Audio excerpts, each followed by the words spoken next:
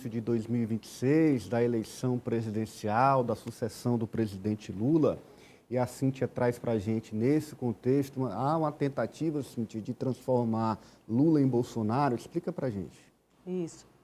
Vocês lembram aquela imagem do Bolsonaro numa das reuniões da ONU, no momento lá do cafezinho, que ninguém falava com ele, só os garçons?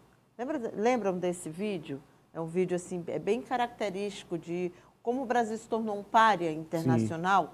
Depois dos discursos desastrosos que o Bolsonaro fazia e do que ele defendia.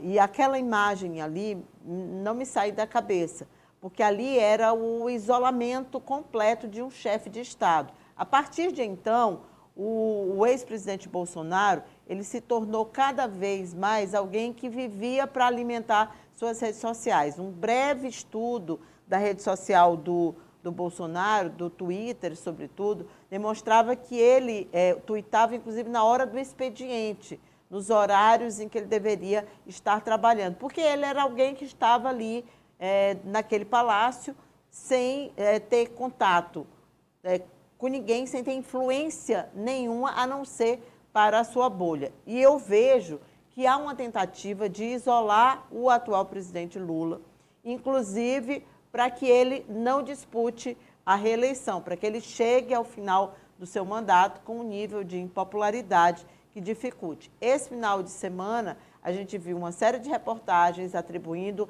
a fontes de dentro do PT, que foram desmentidas, de que uma ala do partido já defende que ele não dispute a reeleição, que está muito preocupado. E a gente tem uma capa da Veja que mostra o início da maratona, que seria a corrida para a sucessão de Lula, corrida para 2026. Aí eu queria que a gente mostrasse essa capa, porque na capa você tem os prováveis candidatos e Bolsonaro, que inclusive está inelegível, aparecendo ali. Aí você pode me perguntar, não, mas essa capa, ela dá a entender que são apenas os oponentes de Lula. Não, ela não dá a entender isso. Ela dá a entender que esses são os que estão na corrida. Sim. Esses são aqueles candidatos que estão ainda habilitados, capacitados a disputar. E aparecem aí o Zema, gente. Tarcísio, Zema... Né? Qual é hoje? Caiado. Ratinho Júnior e Michele. E a Michele Bolsonaro. Beleza, aqui a capa é uma coisa. Hoje, o Eduardo Leite, governador do Rio Grande do Sul, sempre o nome cotado da terceira via, fez uma publicação com muitas fotos do vice-presidente Geraldo Alckmin num evento que aconteceu em Caxias do Sul. É a primeira vez que o Eduardo Leite, desde que começou as enchentes lá no Rio Grande do Sul, que ele faz menção ao governo federal de uma forma positiva. E ele aproveitou para fazer em que momento? No momento que o representante não era Lula, era o vice-presidente Geraldo Alckmin. E aí ele lista no tweet dele todas as ações que ele pediu ao vice-presidente. Qual é o entendimento? O que está implícito aí? Não, com o Geraldo Alckmin eu estou dialogando. Eu finalmente pedi e apresentei as minhas demandas, as demandas do Rio Grande do Sul. Nem precisa entender de comunicação, e eu aqui não estou dizendo que eu faço isso, mas estou dizendo que a gente não precisa nem ter uma análise muito profunda para a gente perceber o que está escrito nessa entrelinha aí. Está dizendo o seguinte, olha, com Lula não, com qualquer outro sim. Inclusive tem um tweet do Tem o tweet, do eu separei Leite. Só a parte de cima do tweet, que é bem longo, tem todas as demandas, a lista de demandas dele. Como se o governo federal nunca tivesse ido lá. O próprio presidente, né, não tivesse ido lá por 3 vezes. Hoje ao vice-presidente Geraldo Alckmin as principais demandas do Estado junto ao governo federal para agilizar a reconstrução do Rio Grande do Sul. Algumas medidas já evoluíram, como a suspensão do pagamento da dívida, e é importante que possamos avançar ainda mais. Detalhe, nesse evento estava o ministro extraordinário Paulo Pimenta, que não aparece nas fontes de Eduardo Leite, no tweet de Eduardo Leite, porque ele é o quê? A figura do Lula no Rio Grande do Sul. Isso. Há uma construção muito clara de, olha, Lula está isolado, Lula não significa mais nada, Lula ficou para trás, porque isso são coisas que a gente está vendo no dia a dia. A construção da imagem dele pela oposição está sendo feita dessa forma. Ou seja, querem que ele seja um novo Bolsonaro. Agora, lembrando, Alex, que Lula já passou por algumas dessas, né? Ou se já.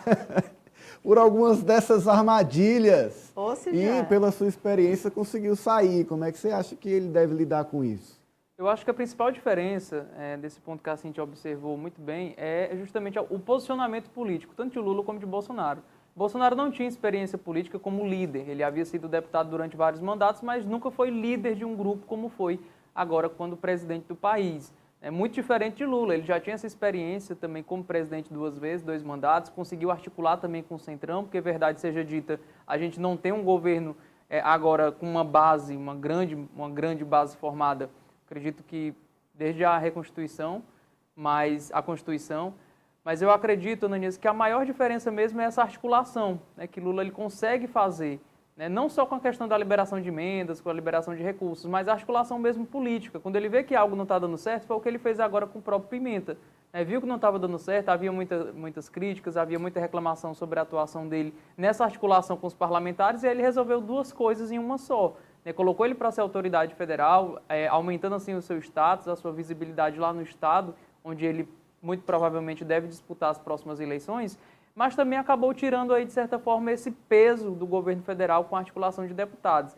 Então, eu acho que essa presença maior de Lula nessa articulação facilita com que ele não fique, ao final do seu mandato, isolado, que ele não fique tão impopular a ponto de não disputar a reeleição, como foi o caso de Bolsonaro, que foi o primeiro presidente que não conquistou a sua volta, né, ao poder.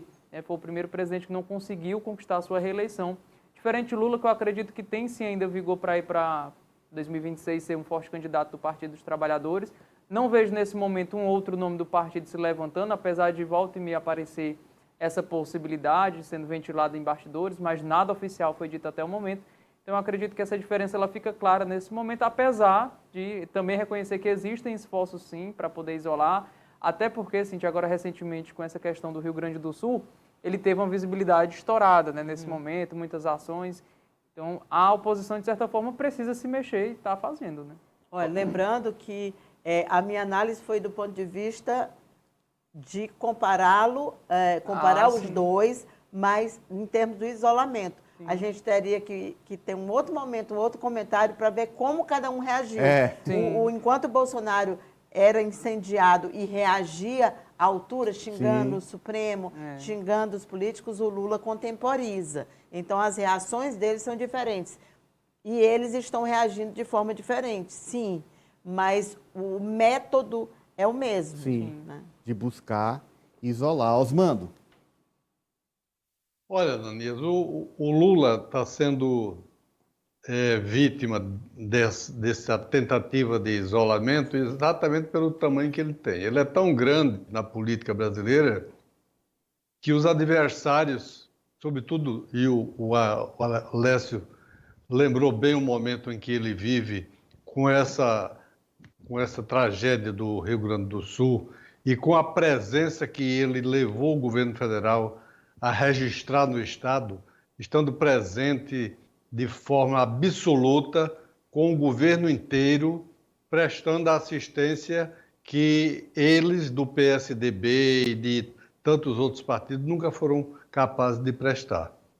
Hoje, por exemplo, o próprio vice-governador Geraldo Alckmin esteve lá numa reunião com os empresários, com as grandes empresas do Rio Grande do Sul, e anunciou que o governo vai liberar 15 bilhões de crédito através do Banco Nacional de Desenvolvimento Econômico e Social para que essas empresas, grandes empresas, voltem a estar vivas no mercado, porque todas elas sofreram muito e estão com dificuldades enormes. Pois bem, os gestos do governo federal são nesse sentido. E isso incomoda demais aos adversários que não têm o que falar. Eles veem que o governo está agindo, que o presidente Lula lidera o governo na assistência ao povo do Rio Grande do Sul, às empresas, agora mesmo ele não só em relação às grandes empresas, mas já foram liberados recursos para o Pronaf, recursos para que é a agricultura familiar, para o Pronamp, que é para o segmento do agro, e o Pronamp para a indústria, comércio, serviços e médias empresas. Tudo isso já foi atendido. E com detalhe, todos com juros reais zero. Todos esses financiamentos que foram dados para essas empresas, juros reais zero. Então isso incomoda. E os caras vão fazer o quê? Vão tentar colocar o Lula de novo, como fizeram colocando quase 2 anos preso dentro de uma cadeia, vão tentar isolá-lo, tirá-lo do jogo. Eu vi o Ciro Gomes, por exemplo, dizendo que o Brasil só terá paz, só terá concórdia quando o Lula sair do jogo. Por quê? Porque eles sabem que não tem adversário para enfrentar Lula nessas próximas eleições. Esse ponto que o Osmando lembra corrobora com tudo isso que a Cíntia também trouxe, né? A entrevista de Ciro Gomes no fim de semana, dizendo: o país só terá paz quando o Lula não estiver mais no jogo. Essa vai ser a estratégia. Até o final, está muito clara, a estratégia é essa. E é a tentativa de convencimento do Congresso, no momento em que vai se mudar aí a presidência da Câmara. Então, olha, o Lula não é mais nada, então não tem jogo com ele, não tem conversa com ele.